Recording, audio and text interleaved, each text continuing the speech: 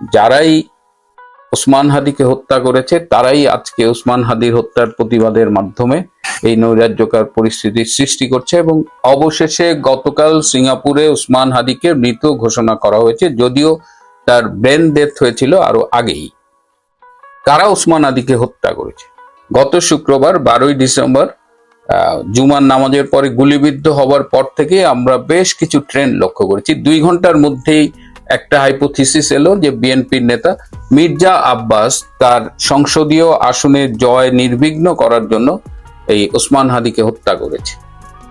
এবং মির্জা আব্বাস যখন হাসপাতালে ওসমান হাদিকে দেখতে যায় তখন তাকে অপদস্থ করা হয়। ঠিক পাশাপাশি আরেকটা হাইপোথিসিস আমরা দেখতে পেলাম যে ওসমান হাদিকে হত্যা করে হত্যাকারী ভারতে চলে গেছে। এদিকে বিজিবি বলছে তারা বর্ডার হাইলি মনিটর করেছে, এর মধ্যে দিয়ে কিভাবে পালিয়ে গেল। যা হোক, এই ভারত যাওয়ার একটা হাইপোথিসিস শুনছি, মির্জা আব্বাসের হাইপোথিসিসটা এখন খুব একটা শুনছি না। কিন্তু গতকাল থেকে তার মৃত্যু সংবাদ পাওয়ার পর থেকে যেভাবে সারা দেশে একটি নৈরাজ্যকর পরিস্থিতির সৃষ্টি করা হয়েছে, তাতে অনেকেই মনে করছেন যে আসলে ওসমান হাদিকে পরিকল্পিতভাবে হত্যা করা হয়েছিল বাংলাদেশেরই একটি অংশ, যারা আজকে ওসমান হাদির মৃত্যুর পরে প্রতিবাদের নামে এই নৈরাজ্যকর পরিস্থিতির সৃষ্টি করেছে। অর্থাৎ যারাই ওসমান হাদিকে হত্যা করেছে তারাই আবার ওসমান হাদির মৃত্যুর পরে প্রতিবাদ করে তাদের অন্য অন্য হিডেন এজেন্ডা বাস্তবায়ন করছে। এটি ভাববার অনেকগুলো কারণ আছে। কারণ এই প্রথমেই বলছি যে তারা এই সংঘবদ্ধভাবে তারা প্রথম আলো এবং ডেইলি স্টার ভবন জ্বালিয়ে দিয়েছে।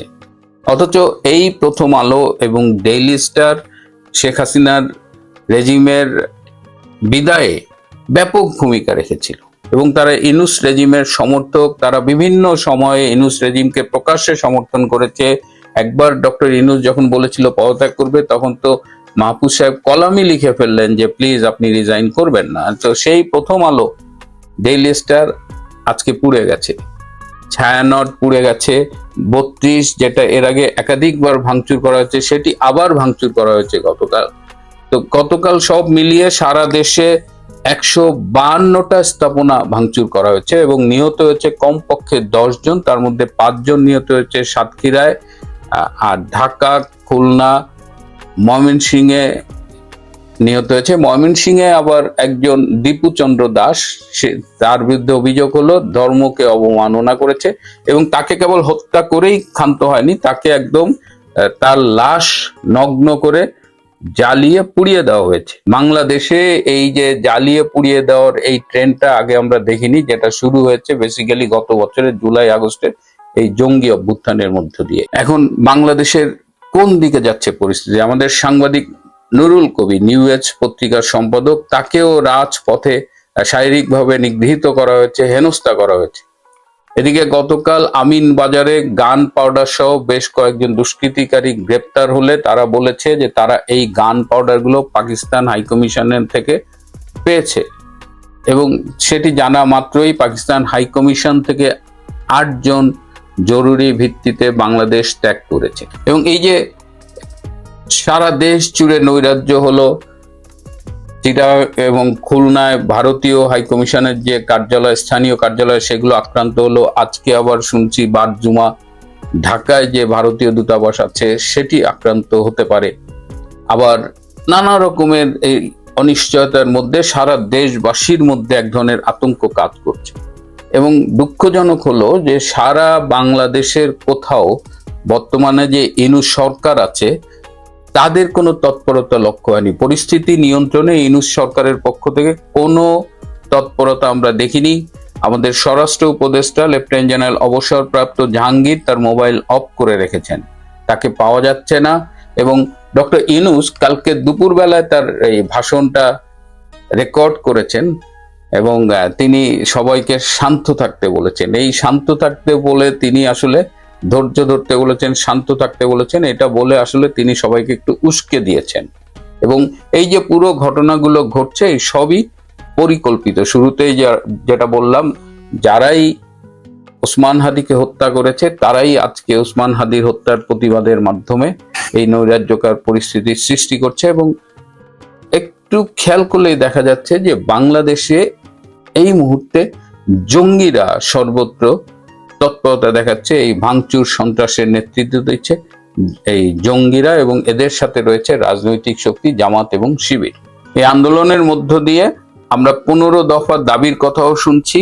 এই আন্দোলনকারীরা রাষ্ট্রপতি চুপ্পুর পদত্যাগ এবং গ্রেপ্তার, সেনাপ্রধান জেনারেল ওয়াকার খানের পদত্যাগ এবং গ্রেপ্তার, উপদেষ্টা আসিফ নজরুলের পদত্যাগ এবং গ্রেপ্তার, জাতীয় নিরাপত্তা উপদেষ্টা ডক্টর খলিলের পদত্যাগ এবং গ্রেপ্তার, স্বরাষ্ট্র উপদেষ্টা লেফটেন্যান্ট জেনারেল অবসরপ্রাপ্ত জাহাঙ্গীরের পদত্যাগ এবং গ্রেপ্তার, এবং এরকম আরো 15 দফা তারা দিয়েছে। এবং তারা ভারতীয় রাষ্ট্রদূত প্রণব ভার্মার এবং রয়ের কর্মকর্তাদের গ্রেপ্তার দাবি করেছে। এই 15 দফা দাবি নিয়েও সরকারের মধ্যে আমরা কোনো খেয়াল করছি না। এবং আজকে শুনলাম যে একজন আবার সেনা প্রধান ওয়াকার খানকে এমন বিশ্রী ভাষায় গালাগালি করলো। দেশের এই পরিস্থিতিতে আজকে 3 বাহিনীর কয়েকজন মিলে একটা বৈঠক করার কথা রয়েছে। আমি জানি না তারা কি করবে, কারণ সেনাবাহিনীর তেমন কোনো তৎপরতা দেখা যায়নি। অনেক পরে তারা প্রথম আলো কারণ বাজারে গিয়েছিল এবং তারা আন্দোলনকারীদের কাছ থেকে 20 মিনিট সময় চেয়ে নিয়েছে যে তারা একটু ভিতরে গিয়ে দেখবে, কারণ প্রথম আলো ডেইলি স্টারের অনেক সাংবাদিক আটকা পড়েছিল এবং তারা ছাদে গিয়ে আশ্রয় নিয়েছিল। তো যা হোক, তাদের নিরাপদে বের করে আনা হয়েছে। তো এই অবস্থায় এই মুহূর্তে সবাই খুব টেনসড হয়ে আছে যে বাংলাদেশ আসলে কোন দিকে যাচ্ছে। কোথাও আমরা কিন্তু বিএনপির পক্ষ থেকে কোনো তৎপরতা দেখিনি, কোনো স্টেটমেন্টও দেখিনি। বিএনপির 2-1 নেতার সাথে গতকাল এবং আজকে যোগাযোগ করে যেটা জানা গেছে, তাদের সেই একই প্রশ্ন যে বাংলাদেশে আসলে কি হচ্ছে। এবং এই অনিশ্চয়তার মুখে আপনারা জানেন জামাতের আমির ডক্টর শফিকুর রহমান লন্ডনে গেছেন। তিনি তারেক রহমানের সাথে 1 দফা বৈঠক করেছেন। আজকে আরেক দফা বৈঠক হবে লন্ডন স্থানীয় সময় বিকেল 4:30-এ, এবং সেখানে তাদের মধ্যে কি আলোচনা হবে সেটা জানার সাথে সাথে আমি আপনাদেরকে জানাবো। কিন্তু এই অনিশ্চয়তার মধ্যে বাংলাদেশে, যেটি ডক্টর ইউনূসের পক্ষ থেকে বারবার বলা হচ্ছে যে ইতিহাসের অন্যতম সেরা নির্বাচন, সেই নির্বাচনের সন্ধিক্ষণে দাঁড়িয়ে আমরা দেখতে পাচ্ছি দাউ দাউ করে বাংলাদেশ জ্বলছে। আদৌ কি নির্বাচন হবে? এরকম অনিশ্চয়তার মধ্যে তারেক রহমানের দেশে ফেরাটা কি নিরাপদ? তিনি কি আদৌ আসবেন? যদি তারেক রহমান না আসেন, আগামী দিন 12ই ফেব্রুয়ারি কি নির্বাচন হবে? নির্বাচন পিছিয়েও যেতে পারে। আর যদি নির্বাচন হয় তাহলে সেই নির্বাচনে ক্ষমতায় আসবে জামাত। এরকমই একটা সর্বশেষ পরিকল্পনা করেছেন ইউনূস। বাংলাদেশের রাজনীতি আসলে প্রতিদিন বদলাচ্ছে। আমি আপনাদের বলেছি যে বিএনপিকে তারা মেজরিটি দিয়ে একটা জাতীয় সরকার করবে। তার আগে বলেছিলাম যে জামাত ধারণা করছে যে তারা ক্ষমতায় যাবে। কিন্তু আজকে এই যে দেশব্যাপী যে নৈরাজ্যকর সন্ত্রাসী পরিস্থিতি সৃষ্টি করা হলো, তার মধ্য দিয়ে আবার নতুন করে এক সমীকরণ তৈরি করা হচ্ছে যে জামাতকে ক্ষমতায় আনবে ডক্টর ইউনূস এবং ডক্টর ইউনূস নিজে রাষ্ট্রপতি হবে। যে গতকাল হাদি মারা যাওয়ার এই নিউজ আসার পরে সারা ঢাকা শহর, চট্টগ্রাম, ঢাকা, রাজশাহী, খুলনা, সারা বাংলাদেশে কি ঘটেছে এটা আপনারা সকলেই জানেন। এবং সকলেই জানেন যে এর মধ্যে মতির প্রথম আলো এবং ডেইলি স্টার এগুলোতে ব্যাপক আক্রমণ হয়েছে, আপনার জ্বালিয়ে পুড়িয়ে দেওয়া হয়েছে। সেনাবাহিনী যাওয়ার পর সেনাবাহিনী সেখানে জনগণের কাছে পায়ে ধরা মাপ চাইয়া 20 মিনিটের সময় নিয়ে যারা উপরে ছিলেন তাদেরকে রক্ষা করতে গেছেন। আজকে এখন আবার বিভিন্ন সাংবাদিক আইসা মুখে কালো পর্দা মাইরা ওনারা চিল্লাইতেছেন প্রেস ফ্রিডম। কেন রে বাবা, গত 16 মাসে প্রেস ফ্রিডম ছিল না? আওয়ামী লীগ গত 15 বছর ক্ষমতায় ছিল, কই তখন তো প্রথম আলোর মতো তোমার কিছুই হয় নাই, কোনো পত্রিকা অফিস এভাবে জ্বালানো হয় নাই, কোনো পত্রিকা অফিস দখলও করে নাই। এমনকি ইনকিলাব, নয়া দিগন্ত এগুলোর অফিসও দখল করে নাই, দিনকাল অফিস দখল করে নাই, কিন্তু চলছে না। তখন বাক স্বাধীনতা ছিল না, এখন বাক স্বাধীনতা আছে। এখন অফিস যদি পুড়ে যায় তাতে কার কি করার আছে? তো প্রথম আলো আর ডেইলি স্টার এবং প্রথম আলো কেউ জ্বালাইছে এইটা কিন্তু আসলে আমি এতগুলো ভিডিও দেখলাম, এত লাইভ দেখলাম, আমি দেখি নাই। আমি দেখলাম যে প্রথম আলো প্রথম একটা ইয়েতে স্ট্যাটাস পাইলাম, মানে নিউজ পাইলাম ডেইলি স্টারে, যে শর্ট সার্কিটে প্রথম আলোর বিল্ডিং এ আগুন ধরে গেছে, পুরো বিল্ডিং ভস্মীভূত সেই শর্ট সার্কিটের আগুনে। সূত্র ডেইলি স্টার। কতক্ষণ পরে দিয়ে যাবা প্রথম আলোর একটা নিউজ, সেটা কি, যে বিড়ির আগুনে, কোনো একজন কর্মচারীর বিড়ির আগুনে ডেইলি স্টারও আগুন ধরে গেছে, আগুন ধরে বিল্ডিং ভস্মীভূত। সূত্র প্রথম আলো। তো সুতরাং পাবলিকের দোষ দাও কে? তোমরা তো নিজেদেরই শর্ট সার্কিট, নিজেদেরই বিড়ির আলোতেই নিজেদের বিল্ডিং জ্বালাইছো, ঠিক না? তোমরাই তো গর্ব করে বলেছিলে যে আওয়ামী লীগ চলে গেছে, শেখ হাসিনা চলে গেছে, প্রথম আলো রয়ে গেছে, আমি মতিউর রহমান রয়ে গেছি। হ্যাঁ, আর ওই যে লাল বিপ্লবী আরেকটারে কালকে যে থাপ্পড় সোয়ার দিল চুলটাইন না, নুরুল কবিরা, আমার তো বড় ভাল লাগছে। এইসব বুদ্ধিজীবীরা মায়ের খাওয়া উচিত। ছায়ানট ভাঙা দিছে, এটা ভাঙা দিছে, ঠিক আছে। আর 32 নম্বরের ভাঙা বাড়ি, এইটা নিয়ে দেখেছি কিছু ওই ছাত্রলীগ বা আওয়ামী লীগ করে পোলাবে না, 32 আবার আঙ্গুল, 32 আরে হারামজা তারা, ওটার আছে কি?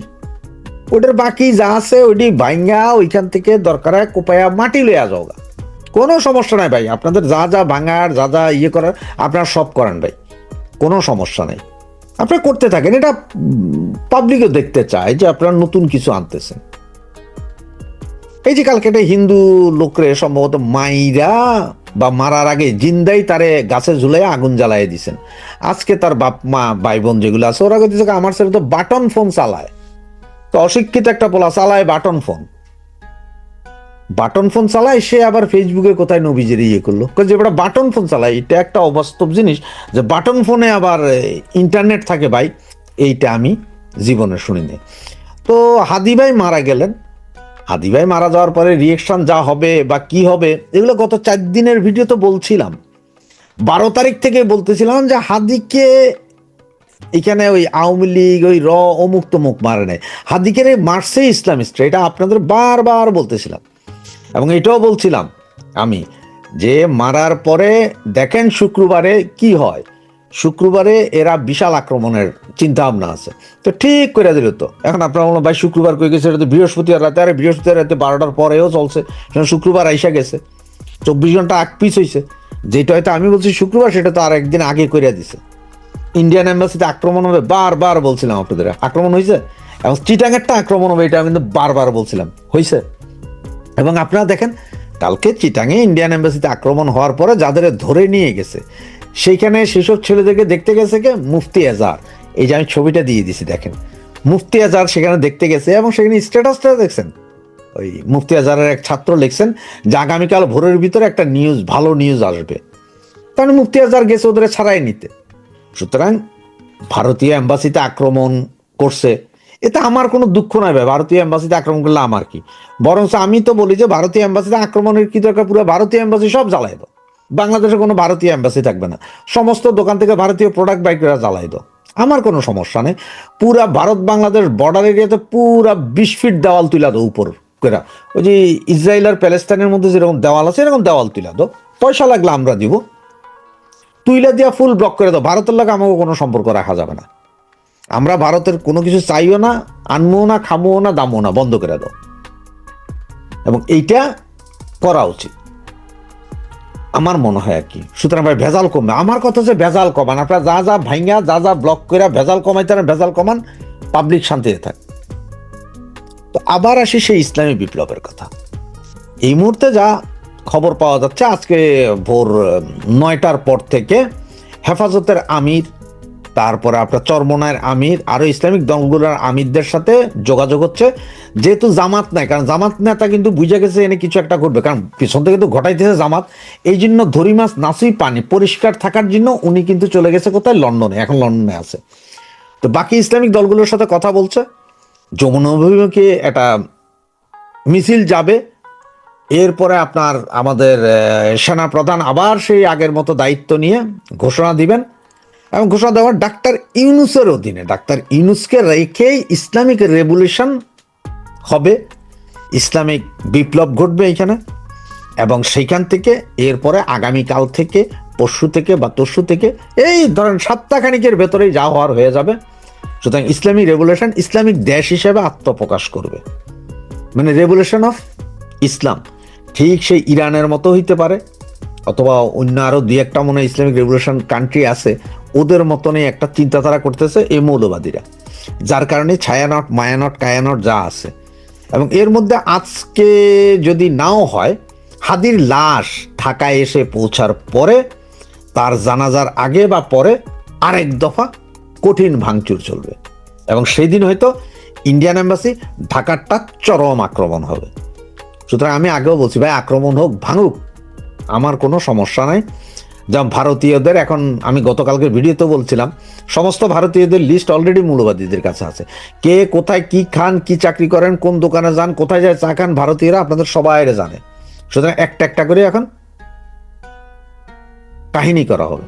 আর গতকাল মাহফুজ ঘোষণাই দিয়েছে, আপনারা দেখছেন, যে আওয়ামী লীগ যেখানে পাও, মাহফুজ সহ বাকিরা সবাই যেখানে আওয়ামী লীগ পাও সেখানে হত্যা করো, লাশের বদলে আমরা লাশ নেব। উনি কিন্তু লাশ নিতে যাচ্ছেন, তার মানে বুঝছেন তো ইসলামিক রেভলিউশনে কিন্তু এইটা যে হাজার হাজার লাশ পড়তে হবে রাস্তায়।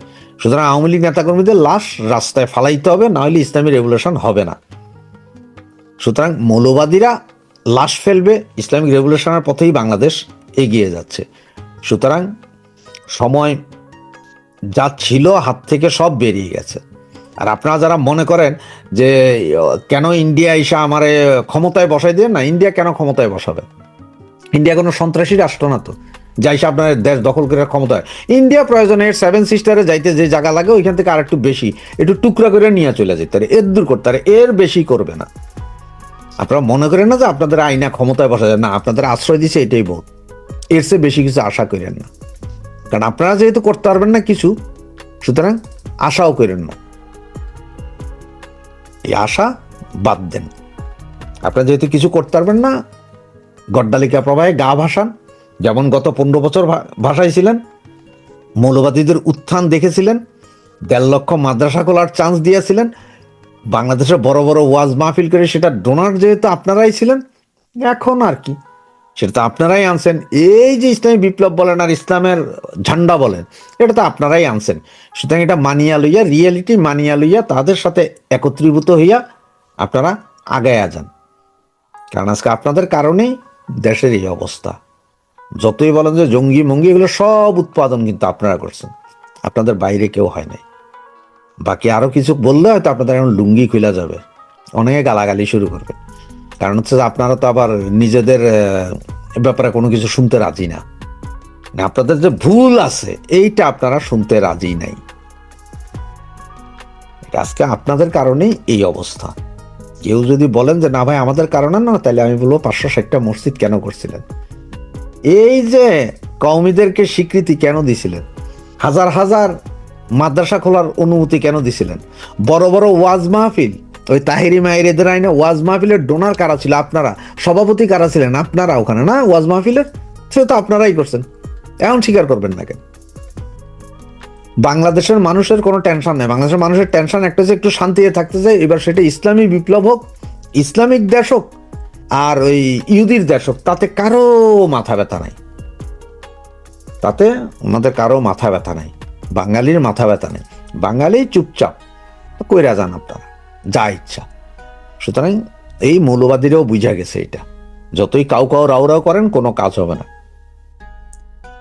গত রাতটি বাংলাদেশের জন্য এক নারকীয় রাত কাটলো। বাংলাদেশের ইতিহাসে এমন ঘটনা এর আগে ঠিক এইভাবে কখনো ঘটেছে কিনা সেটি অন্তত পক্ষে হয়তোবা কেউ মনে করতে পারবেন না। যত আন্দোলন সংগ্রাম যা কিছুই হয়েছে, কখনোই বাংলাদেশে এইভাবে দুটি বড় সংবাদপত্র অফিসে হামলার ঘটনা, ভাঙচুর, অগ্নিসংযোগ, সাংবাদিকদের জিম্মি করা, লুটপাট করা, এই ঘটনা কি কেউ কখনো দেখেছেন? এক হাদিকে নিয়ে, যেই হাদি বাংলাদেশে 5ই আগস্ট ঘটানোর পেছনে অন্যতম মাঠের একজন কর্মী ছিল, কিন্তু পরবর্তীতে তার যে অশ্লীল ভাষা রাজনীতিকে কলুষিত করেছে, সেই ঘটনাটি কেউ হয়তো ভুলবেন না। এটি ঠিক যে কোনো মানুষেরই মৃত্যু কেউ কামনা করতে আমরা পারি না, করি না। হাদির মৃত্যুতে, একজন মানুষের মৃত্যুতে শোক প্রকাশ করছি ঠিকই, কিন্তু যেদিন এই হাদি মারা গেলেন ঠিক সেদিনই তো ঢাকার কাছে টঙ্গীতে আমরা দেখলাম আরেকজন মানুষকে ঝুলিয়ে, আগুন জ্বালিয়ে, পুড়িয়ে মেরে ফেলা হলো। এটি কি আপনাদের চোখে লেগেছে, পড়েছে চোখে? ঠিক সেদিনই খুলনায় একজন সাংবাদিককে গুলি করে হত্যা করা হলো। এই ঘটনা কি আমরা সবাই দেখেছি, নাকি এই হাদির মৃত্যুটাই আসলে একজন মানুষের মৃত্যু হিসেবে আমরা বিবেচনায় নিব? আমরা কি দেখলাম যে হাদির মৃত্যুকে কেন্দ্র করে কিভাবে, কি রকমের, কি ধরনের উস্কানি দেয়া হলো ভারতের বিরুদ্ধে? ভারতীয় দূতাবাসের কার্যালয়ে চট্টগ্রামে যেভাবে ধ্বংসযজ্ঞ চালানো হলো, হাই কমিশনারের বাসভবনে যেভাবে হামলা ভাঙচুর চালানো হলো, ঢাকায় দিনের বেলা যেভাবে ভারতীয় হাই কমিশনের দূতাবাসের সামনে বিক্ষোভ প্রদর্শন করা হলো, খুলনায় একইভাবে ভারতীয় দূতাবাসে হামলা করা হলো, সারা দেশে প্রথম আলো কার্যালয়ে হামলা ভাঙচুর হচ্ছে, এখনো আগুন জ্বলছে। আবারও 32 নম্বর ভেঙে গুড়িয়ে দেয়া হলো যতটুকু অবশিষ্ট ছিল। এই সব ঘটনার প্রেক্ষাপটে আমরা দেখলাম এই যে সদ্য বিদায়ী একজন বা দুজন উপদেষ্টা মাহফুজ আলম এবং সজীব ভুঁইয়া সহ এনসিপির নাহিদ, তাদের যে হুঙ্কার, পরিষ্কারভাবে ভারতের বিরুদ্ধে তারা এক ধরনের যুদ্ধ ঘোষণা করেছে। আর এই যে তাদের যে আস্ফালন, তাদের যে হুঙ্কার, এই সবের পেছনে যে কি আছে সেটি কিন্তু আপনারা যদি ছবিগুলো দেখেন, যারা প্রথম আলো, ডেইলি স্টারে ভাঙচুর করেছে, 32 নম্বরে যারা ভাঙচুর করেছে, যেমনটা 5ই আগস্টে ছিল, ঠিক তেমন ভাবে তাদের যদি আপনারা লেবাস দেখেন, তাদের মুখের স্লোগান শুনেন, তাইলে আপনারা ঠিকই বুঝতে পারবেন যে এরা কারা। খুব দুঃখ লাগে যখন গণমাধ্যমে অগ্নিসংযোগ করা হলো, ভাঙচুর করা হলো, লুটপাট করা হলো, জিম্মি সাংবাদিকদের আহত করে পুড়িয়ে তাদের উপরে নারকীয় তাণ্ডব লীলা চালানো হলো। তখনও আমাদের এই গণমাধ্যমের, অন্যান্য গণমাধ্যম কর্মীদের আমরা বলতে শুনলাম ছাত্র জনতা নাকি এই ঘটনাগুলো ঘটিয়েছে। এরা কোন ছাত্র জনতা? এদের লেবাস কি ছাত্র জনতার কথা বলে? এদের লেবাস কি, এদের স্লোগান কি ছাত্র জনতার স্লোগান? বাংলাদেশের এই গণমাধ্যম কোন গণমাধ্যম? কারা কেন ছাত্র জনতার নাম ব্যবহার করছেন? যেই সাংবাদিকদেরকে আজকে সারা রাত তাদের জীবন প্রায় বিপন্ন হয়ে পড়েছিল, তারপরও ঠিক আমাদের সহকর্মী, অন্য সাংবাদিক বন্ধুরা, আমরা কি বলবো যে এই ঘটনাগুলো সাধারণ ছাত্র জনতা ঘটিয়েছে? কিভাবে আমরা এটি বলতে পারি? কোন গণমাধ্যম আমরা এগুলো প্রচার করছি? আমরা হাদির মৃত্যুর ঘটনাকে কেন্দ্র করে ভারতের বিরুদ্ধে যে উস্কানিমূলক তৎপরতা দেখলাম গত রাত্রে, হয়তোবা আজও আরো অনেক কিছু আমরা দেখতে পাব। এসবের পেছনে একেবারেই পরিকল্পিত যে একটি পরিকল্পিতভাবেই যেসব ঘটনাগুলো ঘটানো হয়েছে, এমনকি হাদিকে যারা গুলি করেছে, হাদিকে যারা হত্যা করেছে, তার নেপথ্যেও এই পরিকল্পনার অংশ ছিল কিনা, এটিও কিন্তু এখন বড় প্রশ্ন হয়ে দাঁড়িয়েছে। নয়তো একজন হাদির উপরে গুলির ঘটনাকে কেন্দ্র করে যে তাণ্ডব লীলা চলছে, এবং এই নাহিদ ইসলাম, মাহফুজরা গত রাত্রে যেই ঘোষণাগুলো দিয়েছে ভারতের বিরুদ্ধে, সেটি কোনো অবস্থাতেই ছোট করে দেখার কোনো কারণ নেই। এখন বাংলাদেশের মানুষ আজ, আগামীকাল কিংবা সামনে কোন বাংলাদেশ পাবে, কোন বাংলাদেশ দেখবে, বাংলাদেশ আরো কোন ধ্বংসের মুখে পড়ল, সেটি এখন কেবলই দেখার অপেক্ষা। বাংলাদেশের মানুষের নিরাপত্তা বলতে এখন আর কিছু নেই। আগামী দিনগুলোতে বাংলাদেশ কোথায় যাবে, কোন রক্তক্ষয়ী গৃহযুদ্ধ নাকি অন্য কোনো দেশের সঙ্গেই যুদ্ধ লেগে যায়, যুদ্ধ বেজে যায় কিংবা যুদ্ধ ঘটে, এই পরিস্থিতির জন্য দায়ী কে? ডক্টর মোহাম্মদ ইউনূস গত রাতে যে ভাষণ দিয়েছেন, এর পরেই শুরু হয়েছে তাণ্ডব লীলা। আর এই তাণ্ডব লীলার দায় কিন্তু এই ডক্টর ইউনূসকেই নিতে হবে। আশা করি আজ, আগামীকাল কিংবা সামনের দিনগুলোতে আপনারা সবাই নিরাপদ থাকবেন, সতর্ক থাকবেন, এবং অবশ্যই এই যে দেশের শত্রু কারা কারা এই গত রাতটি বাংলাদেশে একটি নরক সমতুল্য দেশে পরিণত করলো, তাদেরকে সবাই চিহ্নিত করুন এবং তাদের চেহারাগুলো আপনারা মনে রাখুন, ছবিগুলো মনে রাখুন, তাদের উদ্দেশ্যগুলো বুঝবার চেষ্টা করুন। দয়া করে সবাই নিরাপদে থাকুন। পরিকল্পিতভাবে কিছু লোককে টাকা পয়সা দিয়ে পাঠানো, 100-200-150 লোক গিয়ে এখানে মব তৈরি করবে এবং বাকিরা হুজুগে মাতাল হয়। এটা ডোমিনো এফেক্ট তাই হয়, কিছু লোক করলে বাকিরা মনে করে এটা করাই যেতে পারে। এই ডোমিনো এফেক্টে আগামী কয়েকদিন এই দেশের অবস্থা খুব খারাপ হবে। এবং আমার সবচেয়ে বড় যে আশঙ্কার জায়গাটা হচ্ছে যে যদি হাদির মৃত্যুর মাধ্যমে এটা তারা অ্যাচিভ করতে না পারে, তাহলে তারা হয়তো আরো অনেকগুলো হত্যাকাণ্ড আগামীতে ঘটাবে। যারা জুলাই আগস্টের সাথে জড়িত ছিলেন এবং ছিলেন না, যারা বিভিন্ন সুশীল সমাজের লোকজন, যাদের ভ্যালু আছে, যাদের মৃত্যু মানুষকে ভাবাবে, কাঁদাবে, রাস্তায় নামাবে, তাদের প্রত্যেকে সাবধান থাকুন, সতর্ক থাকুন, কারণ আমার আপনার প্রত্যেকের জীবনী ঝুঁকির মুখে। আমরা সকলেই বিপজ্জনক অবস্থা আছে এবং আমাদেরকে হত্যার মাধ্যমে, কারো না কারো হত্যার মাধ্যমে বা বড় কোনো অঘটন ঘটানোর মাধ্যমে এই দেশকে আরো বেশি অশান্ত করার জন্য আন্তর্জাতিক প্লেয়াররা এই মুহূর্তে মাঠে আছে। এটা আমাদেরকে মানতে হবে। এবং আপনারা আসলে যতই ডক্টর ইউনূসকে গালি দেন, এটা দেন, ওইটা দেন, they are part of this game. Osman হাদির মৃত্যুর অফিসিয়াল ঘোষণার পরে সারা বাংলাদেশে একটা তাণ্ডব করা হবে এবং বিভিন্ন জায়গায় একেবারে টার্গেটেড আক্রমণ করা হবে। এই খবরটা কিন্তু গত কয়েকদিন ধরে বেশ চাউর।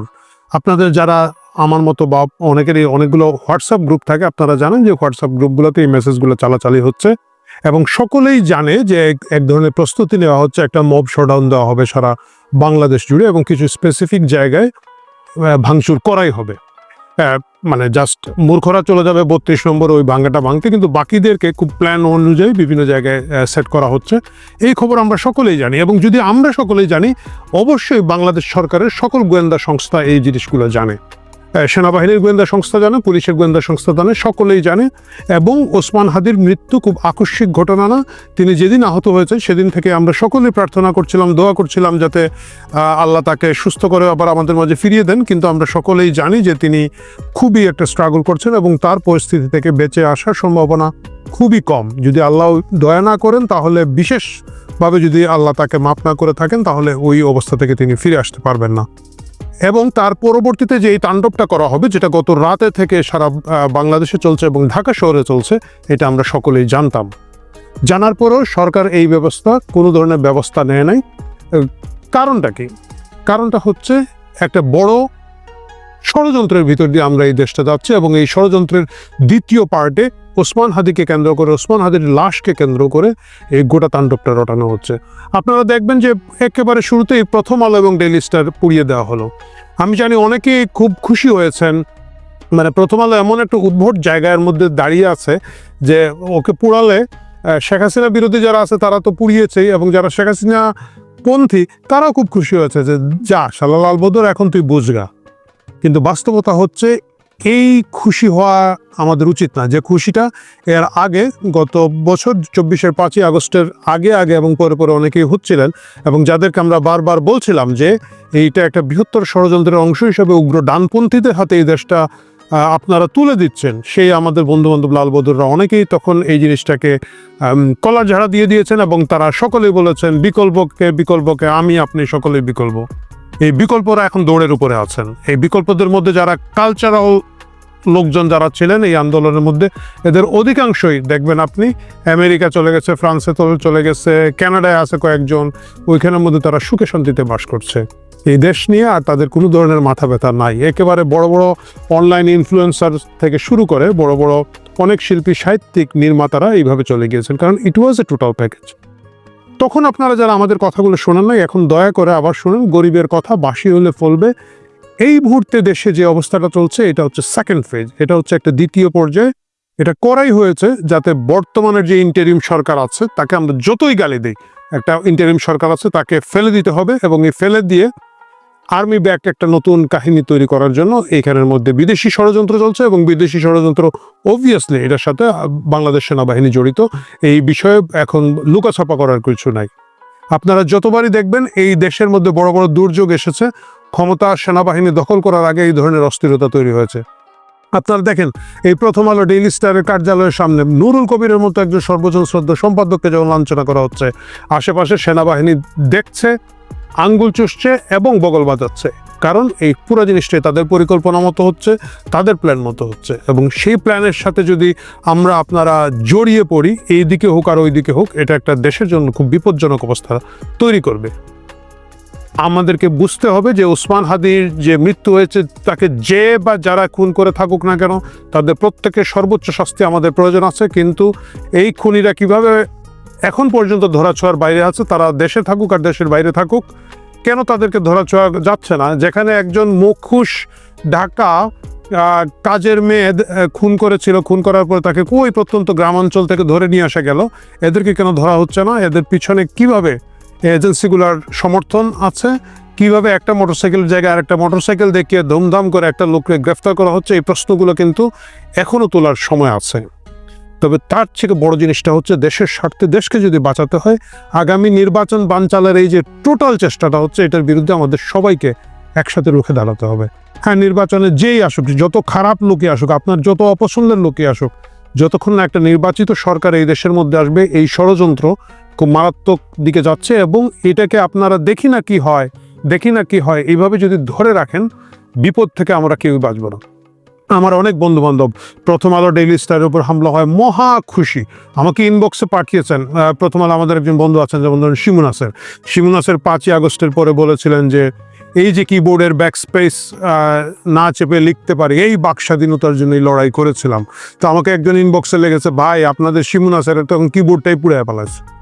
যে এটা আপনাদের কাছেও তো অনেক ধরনের তৃপ্তি বা মজার জায়গাটা লাগছে। আমাকে একজন পাঠিয়েছেন যে জাইমা রহমান, আপনারা জানেন যে ডেইলি স্টারের সাংবাদিক, যিনি এই জুলাই আগস্টের বিপ্লবে 24 সালে একটা বিশাল ভূমিকা রেখেছেন, একদম যাকে আমরা বলি জাদ্রেল ভূমিকা রেখেছেন, এবং পরবর্তীতে এই যে জুলাই চেতনা, আগস্টের চেতনা বিক্রি বাট্টা করে যারা পরবর্তী 1 বছর খাচ্ছেন ভাঙ্গায়, উনি বিভিন্ন সেমিনারে সমাবেশে গিয়ে ওইটা ভাঙ্গায় খান, সেটা তার ব্যাপার। কিন্তু উনি যখন শ্বাস নিতে পারছেন না, ফেসবুকে লিখেছেন যে শ্বাস বন্ধ হয়ে যাচ্ছে, মহা খুশি হয়ে লোকজন আমাকে ইনবক্সে স্ক্রিন দিচ্ছে, ভাই এই যে আপনাদের জাইমা রহমান সাংবাদিক ধরা গাইছে, এখন কেমন লাগে, তার জুলাই বিপ্লব কেমন লাগে।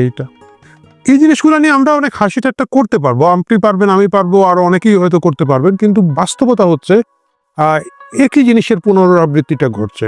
ঠিক যেভাবে জুলাই আগস্টের ঘটনার সময় উগ্র ডানপন্থীদের উত্থানের বিষয়ে আমরা যখন সতর্ক করেছি, তখন আমাদের এইসব বন্ধু বান্ধব যারা আজকে ভুক্তভোগী, তারা সকলে যেভাবে হেসেছেন, এখন তাদের বিপর্যয়ে আপনারা যারা হাসছেন, আমি আপনাদেরকে সতর্ক করে দিতে চাই, পরবর্তী হামলাটা আপনাদের উপরে হবে। আপনাদের মনে আছে আমাদের প্রিয় সম্পাদক মতি ভাই কি খুশি হয়ে হাততালি দিয়ে দিয়ে নাহিদের সাথে হ্যান্ডশেক করছেন এবং আনন্দ করছেন যে দেখ অবশেষে আমরা কি করেছি। এবং তখনই ওনারা জানতেন না, তারা বুঝেন নাই যে পরবর্তী হামলার শিকার তারা হবেন। আজকে আপনারা যারা হাসছেন, আজকে আপনারা যারা নিশ্চুপ আছেন, আজকে আপনারা যারা ভাবছেন যে ঠিক আছে লালবদরে মারামারি হচ্ছে, পরবর্তী বিপদটা আসলে আপনাদের উপরে আসবে। দেশ এখন বিপন্ন এবং আমরা সকলেই বিপন্ন, এবং কিছু উগ্র লোকজন বিভিন্ন দল মত গোষ্ঠীর একসাথে হয়ে যে কাজগুলো করছে এটা আসলে একেবারে বিদেশি সংস্থাগুলোর পরিকল্পনা মতো হচ্ছে। বিদেশি সংস্থাগুলোর মানচিত্র এঁকে দেওয়া পথ, সেই পথের মধ্যে হচ্ছে, একইভাবে হচ্ছে।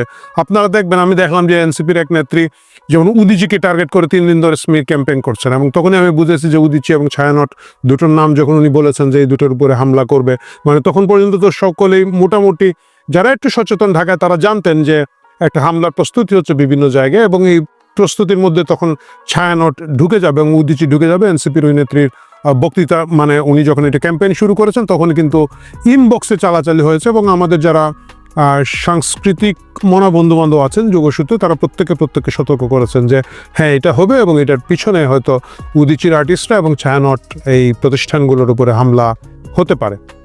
তাহলে দেখা যাচ্ছে এই পুরো পরিকল্পনাটা এমনভাবে করা হচ্ছে যে দেশটা যাতে খুব বেশি অশান্ত হয়ে পড়ে, অস্থির হয়ে যায়, এবং এমন একটা পর্যায়ে তৈরি হয় যখন এই সরকারকে সকলে মিলে আমরা টেনে হিঁচড়ে নামাতে বাধ্য হব, এবং তখন গিয়ে ওই আগের মতো ওয়াকার আরেকটা ব্লাফ মারবে। আগের বার মেরেছিল যে দেশের সকল নিরাপত্তার দায়িত্ব আমার, আপনারা টেনশন ফ্রি থাকেন, একই কথা বলে আরেকটা নতুন সরকার এখানের মধ্যে দিবে, এবং ওই সরকার এই সরকারের চেয়ে খারাপ হবে। যায় দিন ভালো আসে দিন খারাপের মতো, যেরকম আগের সরকারের তুলনায় এখনকার সরকারের পরে লোকজন বলছে যে আগেই ভালো ছিলাম। বিশ্বাস করেন এই অথর্ব, অযোগ্য, অদক্ষ, শট ডক্টর ইউনূস এবং তার লোকজনের যে সরকার আছে, পরবর্তীতে যে সরকারটা আনার এখন চেষ্টার জন্য এই দেশটার মধ্যে অশান্তি তৈরি করা হচ্ছে, তারা এর চেয়ে খারাপ হবে, এর চেয়ে নির্মম হবে, এর চেয়ে বেশি পিশাচ হবে। সুতরাং আমি সকল পক্ষকে অনুরোধ করব, একটু ঠান্ডা মাথায় ভাবুন, ধৈর্য ধরে ভাবুন। কিছু লোক উস্কানি দিচ্ছে, পরিকল্পিতভাবে কিছু লোককে টাকা পয়সা দিয়ে পাঠানো, 100, 200, 150 লোক গিয়ে এখানে মব তৈরি করবে, এবং বাকিরা হুজুগে মাতাল হয়ে, এটা ডমিনো এফেক্ট তাই হয়, কিছু লোক করলে বাকিরা মনে করে এটা করাই যেতে পারে। এই ডমিনো এফেক্টে আগামী কয়েকদিন এই দেশের অবস্থা খুব খারাপ হবে। এবং আমার সবচেয়ে বড় যে আশঙ্কার জায়গাটা হচ্ছে যে যদি হাদির মৃত্যুর মাধ্যমে এটা তারা অ্যাচিভ করতে না পারে, তাহলে তারা হয়তো আরও অনেকগুলো হত্যাকাণ্ড আগামীতে ঘটাবে। যারা জুলাই আগস্টের সাথে জড়িত ছিলেন এবং ছিলেন না, যারা বিভিন্ন সুশীল সমাজের লোকজন, যাদের ভ্যালু আছে, যাদের মৃত্যু মানুষকে ভাবাবে, কাঁদাবে, রাস্তায় নামাবে, তাদের প্রত্যেকে সাবধান থাকুন, সতর্ক থাকুন, কারণ আমার আপনার প্রত্যেকের জীবনের ঝুঁকির মুখে। আমরা সকলেই বিপজ্জনক অবস্থা আছে, এবং আমাদেরকে হত্যার মাধ্যমে, কারো না কারো হত্যার মাধ্যমে বা বড় কোনো অঘটন ঘটানোর মাধ্যমে এই দেশকে আরও বেশি অশান্ত করার জন্য আন্তর্জাতিক প্লেয়াররা এই মুহূর্তে মাঠে আছে। এটা আমাদেরকে মানতে হবে। এবং আপনারা আসলে যতই ডক্টর ইউনূসকে গালি দেন, এটা দেন ওইটা দেন, they are part of this game. তারা ইচ্ছা করে, আপনি কোনোভাবে দেখেন সেনাবাহিনী পিঠ চুলকাচ্ছে ভাই, একটা পত্রিকা অফিসে আগুনে পুড়ে সাংবাদিকরা যে কোনো সময় মারা যেতে পারে। আপনি দেখছেন এখানের মধ্যে গা জ্বলাচ্ছে, পিঠ চুলকাচ্ছে। মানে কারণ বাজারের সাধারণ যে দারোয়ানরা রাতের বেলা বাঁশি মেরে ট্রাফিক কন্ট্রোল করে, ওইখানকার আড়তের, এদেরকে দায়িত্ব দিলে হয়তো এর চেয়ে ভালো মব কন্ট্রোল করতে পারতো। এর মানে হচ্ছে মব কন্ট্রোলের কোনো চেষ্টা নেই, মব ডিজাইন করে এজেন্সিগুলো মাঠে নামিয়েছে। এবং এই জায়গায় আমাদের সকলের অনেক অনেক অনেক বেশি সতর্ক হতে হবে, কারণ যে কেউ উস্কে দিবে, আমিও উস্কে দিতে পারি, আমিও বিদেশে বসে আছি, আমার কিছু আসে যায় না। এরকম আরো অসংখ্য লোকজন আছে যাদের আসলে কোনো কিছু আসে যায় না, তারা এজেন্সিকে সার্ভ করবে, তারা বিদেশি শক্তিগুলোকে সার্ভ করবে এবং দেশকে ক্রমাগত অশান্ত করে রাখবে। এবং এটা তাদের দুইটা লাভ, একটা হচ্ছে একটা প্রভাব প্রতিপত্তি হচ্ছে, প্রচুর টাকা পয়সা হচ্ছে। আমি বাণিজ্যের কথা বলছি না, এর বাইরেও প্রচুর টাকা পয়সা হচ্ছে, কিন্তু ইভেনচুয়ালি এই দেশ ভয়ানক বিপদের মধ্যে দিয়ে যাচ্ছে, এবং সেই বিপদ থেকে রক্ষা হতে হলে সকল পক্ষকে একটু ঠান্ডা মাথায় ভাবতে হবে। প্রিয় দর্শক, আজকে আমরা কোনো রসিকতা করব না, আজকে রসিকতার সময় নয়, আজকে আমরা সিরিয়াস কথার মধ্যে থাকবো, এবং এটাই হচ্ছে সেই সিরিয়াস কথা। দল বাদ দেন, গোষ্ঠী বাদ দেন, গ্রুপ বাদ দেন, কে কোন দিকে আছে বাদ দেন, দেশের কথা ভাবুন। এই মুহূর্তে যদি দেশ রক্ষা হয়, আগামীতে আপনারা মিলে আবার ঝগড়া বিবাদ, মারামারি, দেশ নিয়ে কামড়াকামড়ি সবই করতে পারবো। কিন্তু দেশ যদি না থাকে, দেশের টোটাল শাসন ব্যবস্থা যদি না থাকে, রাষ্ট্র যদি উল্টো পাল্টো হয়ে যায়, আজকে হয়তো মতি ভাই উপরে বিপদ আসছে বলে আপনি হাসতেছি, খুব ভালো হয়েছে বলছেন, কিন্তু মনে রাখতে হবে এর বাইরে কালকে মতিউর রহমানের জায়গায় অন্য কোনো মতি আক্রান্ত হতে পারেন, এবং তখন কাদার জন্য কোনো লোক অবশিষ্ট থাকবে না। ভালো থাকুন, দেশের জন্য দোয়া করুন।